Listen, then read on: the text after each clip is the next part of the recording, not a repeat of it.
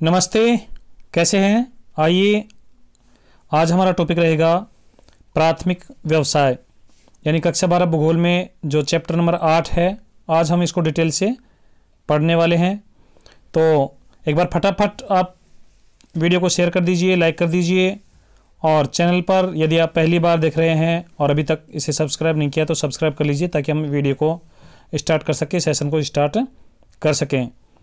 चलिए चलते हैं प्राथमिक व्यवसायों की ओर। प्राथमिक व्यवसायों के बारे में आज हम डिटेल से पढ़ने वाले हैं। पाठ नंबर 7 में हमने व्यवसाय क्या होते हैं, आर्थिक क्रियाएं क्या होती हैं, व्यवसायों का विकास कैसे हुआ, इनकी प्रकृति कैसे बदल गई है, यानी प्राचीन समय में व्यवसाय किस प्रकार के होते थे और वर्तमान समय में किस प्रकार व्यवसायों का जो प्रकृति है वो बदल रही है। उसके बाद मुख्य मुख्य जो व्यवसाय थे उनके बारे में हमने अध्ययन किया था। यानी चैप्टर नंबर 7 में हमने व्यवसायों का वर्गीकरण पढ़ा था और उनका संक्षिप्त परिचय किया था। अब यहाँ पर हम विस्तार पूर्वक अध्ययन करने वाले हैं।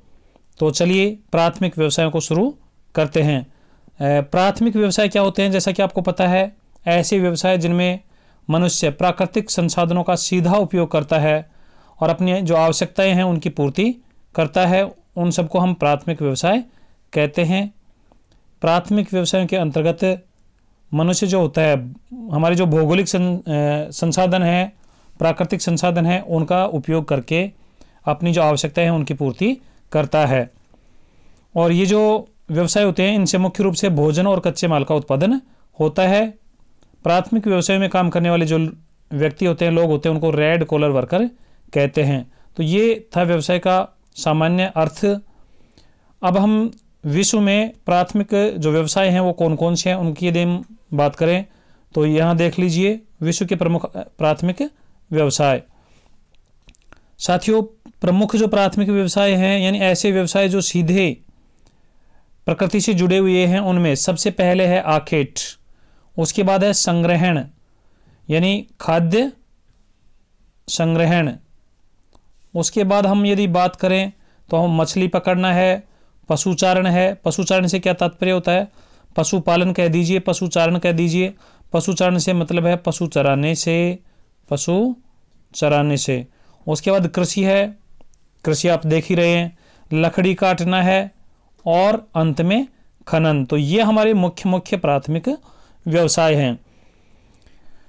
चलिए अब हम यहाँ पर 1 बाय 1 इनका डिटेल्स अध्ययन करने वाले हैं।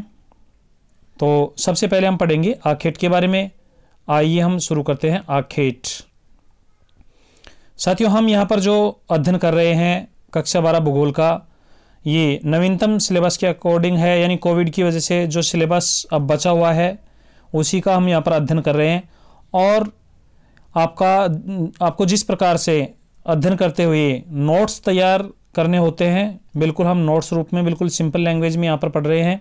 तो आप इनको नोट्स के रूप में अपना जो रजिस्टर उसमें उतार लीजिए और बार बार इन्हीं को रिवाइज कीजिए। बहुत सिंपल लैंग्वेज में है, आपको पहली बार में ही समझ में आएंगे।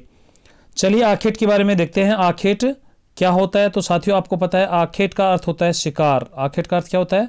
शिकार कह दीजिए, आखेट कह दीजिए, एक ही बात है। तो शिकार भी एक व्यवसाय है, शिकार भी एक व्यवसाय है, लेकिन ये व्यवसाय कैसा है?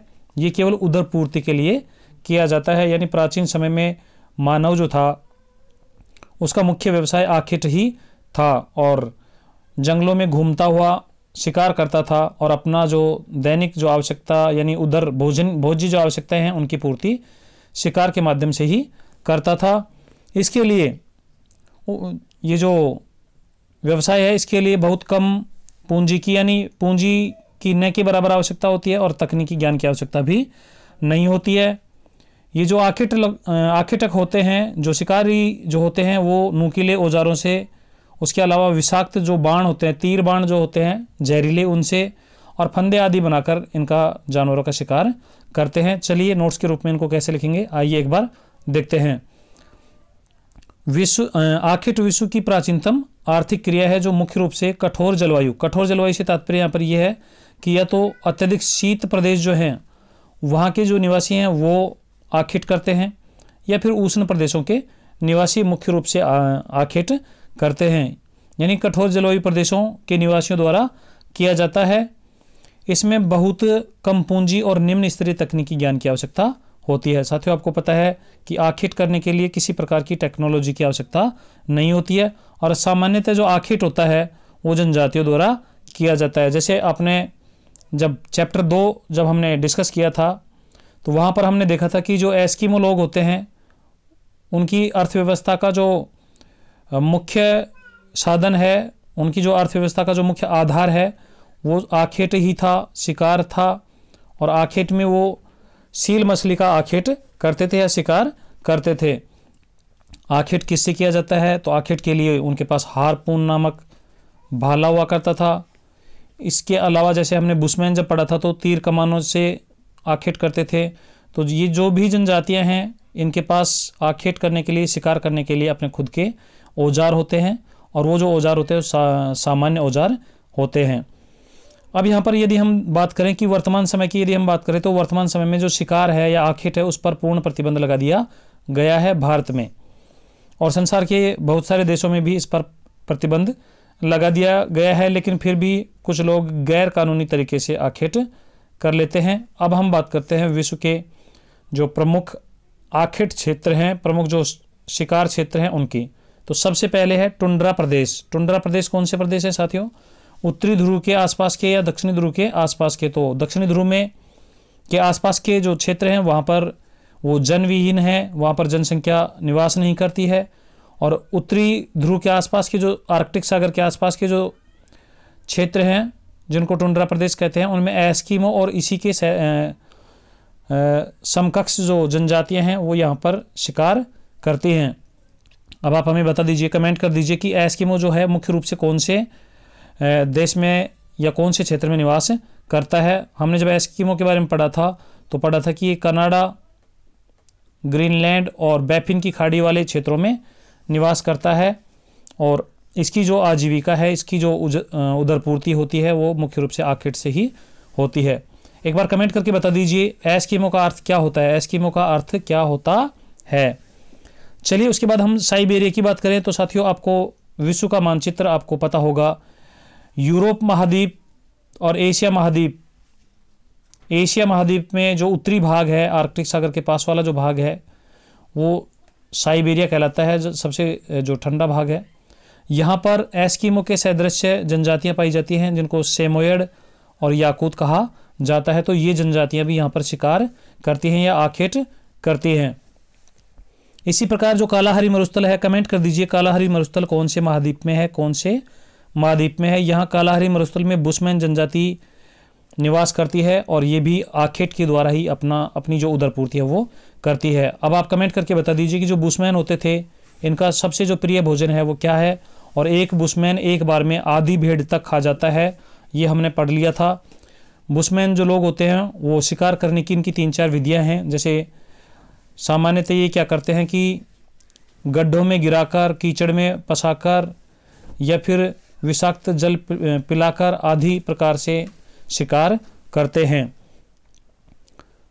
कुछ साथी कमेंट कर रहे हैं कि हमारा जो कालाहारी मरुस्थल है ये अफ्रीका महाद्वीप में है। इसी प्रकार आप बता दीजिए सहारा मरुस्थल किस महाद्वीप में है। इसी प्रकार हम यदि बात करें कांगो बेसिन, अब हमने कांगो बेसिन की भी बात कर ली थी। कांगो नदी के आसपास का जो क्षेत्र है वो कांगो बेसिन कहलाता है। यहाँ पर पिग्मी जनजाति पाई जाती है और ये भी आखेट करती है। एक बार देख लीजिए, आपको मैप में बता देते हैं कि कांगो बेसिन कहाँ है। साथियों ये हमारा अफ्रीका महाद्वीप है, इस प्रकार से ये हमारा अफ्रीका महाद्वीप है। इसके बाद इधर एशिया लग जाता है।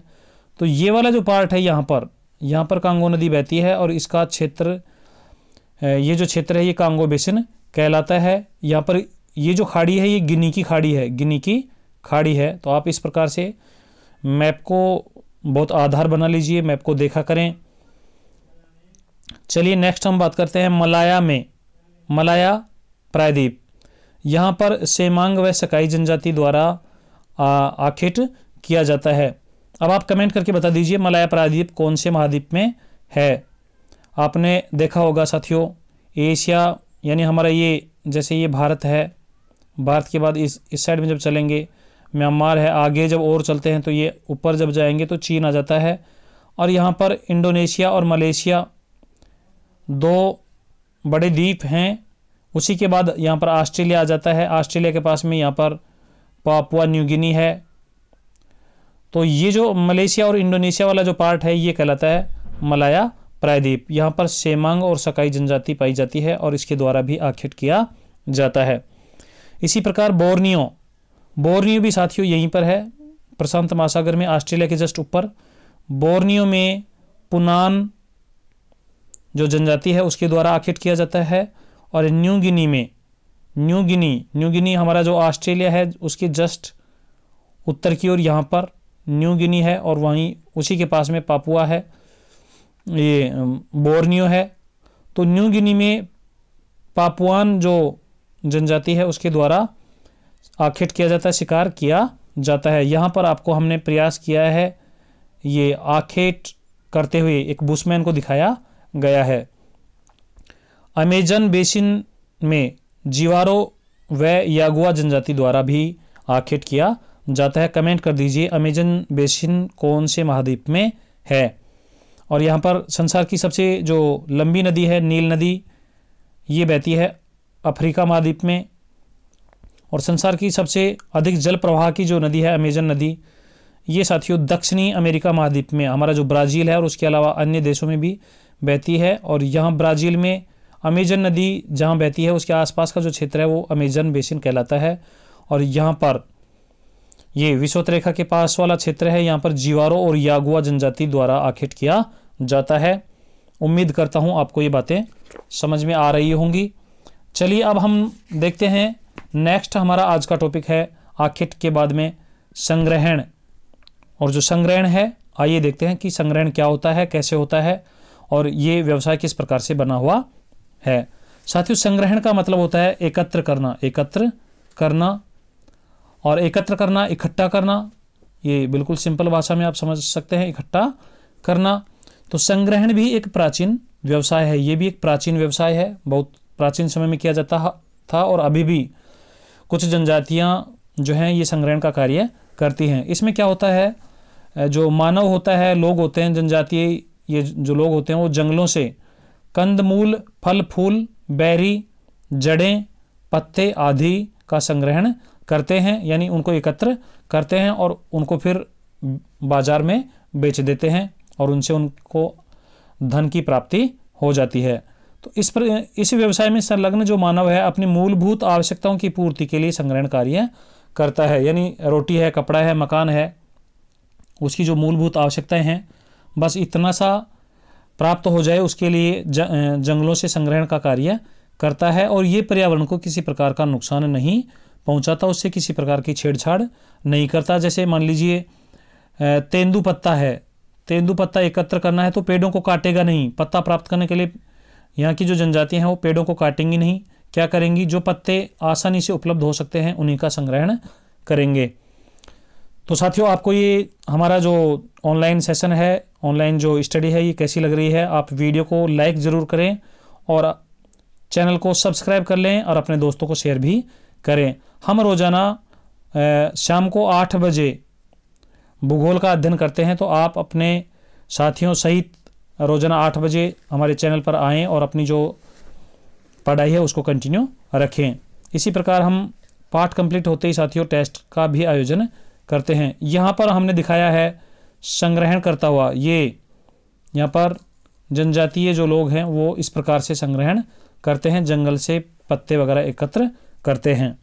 चलिए अब हम देखते हैं कि जो संग्रहण है, संग्रहण का जो कार्य है वो मुख्य रूप से कौन से क्षेत्रों में किया जाता है। तो संग्रहण का जो कार्य है ये भी सामान्यतः जनजातियों द्वारा ही किया जाता है। मलाया प्रायद्वीप इंडोनेशिया मलेशिया वाला जो भाग है वहाँ पर सेमांग और सकाई जनजाति द्वारा, अभी हमने पढ़ा था कि ये जो जनजाति है ये आखेट भी करती है और ये जनजाति साथियों क्या भी करती है, संग्रहण भी करती है। इसी प्रकार अमेजन बेसिन में बोरो जनजाति द्वारा, अमेजन बेसिन जो है वहाँ पर बोरो जनजाति संग्रहण का कार्य करती है। आपसे पूछा जा सकता है कि बोरो जनजाति संग्रहण का कार्य कहाँ करती है, तो अमेजन बेसिन में। कालाहारी मरुस्थल में बुशमैन जनजाति द्वारा, हमने जब बुशमैन के बारे में डिटेल से पढ़ा था चैप्टर नंबर 2 में, तो वहाँ पर भी हमने पढ़ा था कि ये लोग जंगलों से कंदमूल, फल फूल और बेरी आदि एकत्र करते हैं। इसके अलावा पर्वतीय क्षेत्रों में भी संग्रहण का कार्य किया जाता है जनजातियों द्वारा। जैसे हमने पढ़ा था गोंड जनजाति और भील जो जनजाति है ये पर्वतीय क्षेत्रों में रहते हैं और संग्रहण का कार्य करते हैं। अब हम यहाँ पर देखेंगे इनके अलावा दक्षिणी पूर्वी जो एशिया है उसके आंतरिक भागों में भी कुछ जनजातियों द्वारा संग्रहण का कार्य किया जाता है। और साथियों संग्रहण हमने देखा कि ये प्राचीन व्यवसाय था, लेकिन यहाँ पर संग्रहण में भी किसी प्रकार की पूंजी की आवश्यकता नहीं होती है, तकनीकी ज्ञान की आवश्यकता भी नहीं होती है, आप लिख सकते हैं ऐसा। और वर्तमान समय में जो भोजन संग्रहण है इसका व्यावसायीकरण हो गया है। व्यावसायीकरण का मतलब ये बिजनेस बन गया है। ऐसे तो बिजनेस तो पहले से ही था, लेकिन साथियों पहले केवल ये मूलभूत आवश्यकताओं की पूर्ति के लिए किया जाता था, अब ये धन प्राप्ति के लिए किया जाने लगा है। आपको पता है कि जैसे जैसे समाज आर्थिक प्रगति की ओर बढ़ रहा है तो प्रत्येक व्यवसाय में धन प्राप्ति की इच्छा हो जाती है। तो यहाँ पर हम बात करें कि इसका जो व्यवसायीकरण हुआ है वो कैसे हुआ है, आइए समझते हैं। लोग जो होते हैं वो कीमती और औषधीय महत्व के जो पौधे होते हैं उनकी पत्तियां, उनकी छाल आदि को एकत्र करते हैं और बाजार में बेचते हैं। और इसका व्यवसायीकरण कुछ इस प्रकार से भी हो गया कि जैसे कुछ जो धनी लोग हैं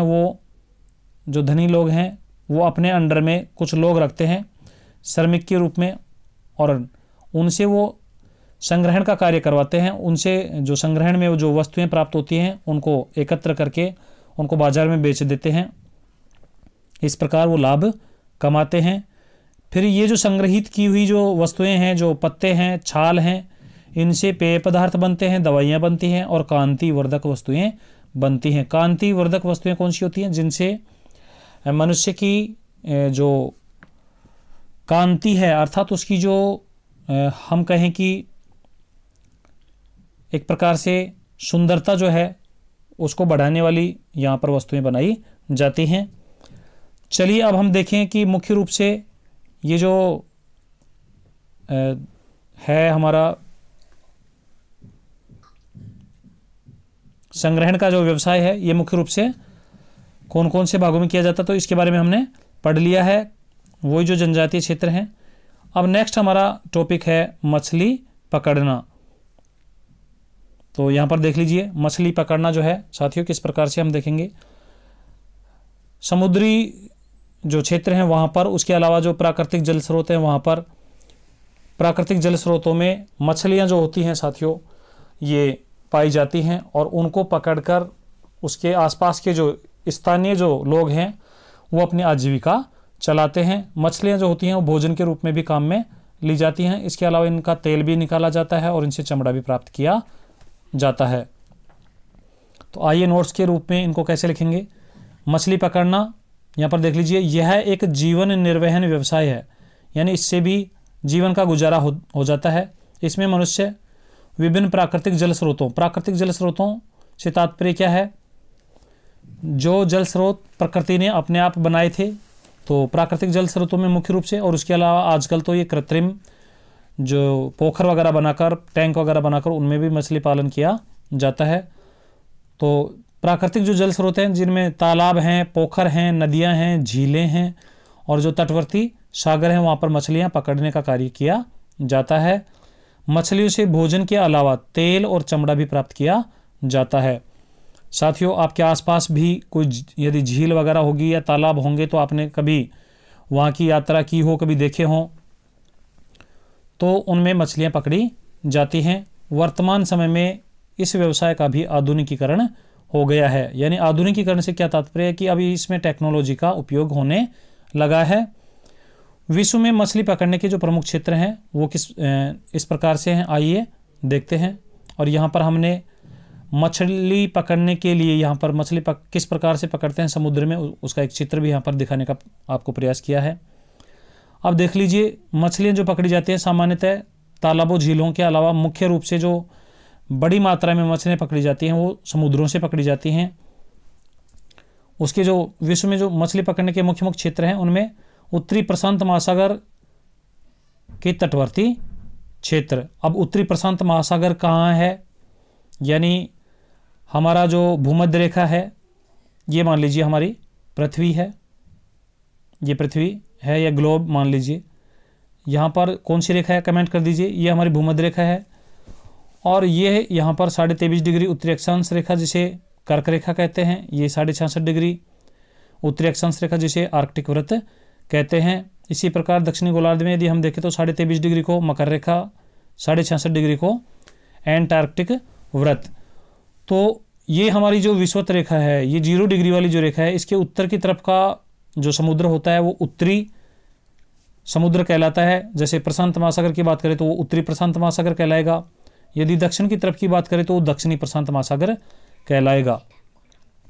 अब हमारा जो प्रशांत महासागर है, यानी विषुवत रेखा के उत्तर की तरफ का जो प्रशांत महासागर है, उसमें तटवर्ती क्षेत्रों में, तो तटवर्ती क्षेत्रों में कौन कौन आते हैं हमारा, यहाँ पर यदि हम बात करें चीन के बाद में ये यहाँ पर जापान है, ये वाला जो क्षेत्र है ये प्रशांत महासागर में है। इसके बाद यहाँ पर यदि हम इधर देखें तो ये हमारा उत्तरी अमेरिका और ये हमारा दक्षिणी अमेरिका। तो ये जो बीच वाला क्षेत्र है जहाँ ये हमारी विषुवत रेखा गुजरती है, इसके उत्तरी भाग में यहाँ पर जैसे जापान के आसपास, और अमेरिका में ये जो पश्चिमी तट हैं यहाँ पर, इधर हमारा जो चीन है, यहाँ पर रूस है, यहाँ पर ये जो तटवर्ती भाग है यहाँ पर मछली पकड़ने का कार्य किया जाता है। तो ये हुआ उत्तरी प्रशांत महासागर का तटवर्ती क्षेत्र।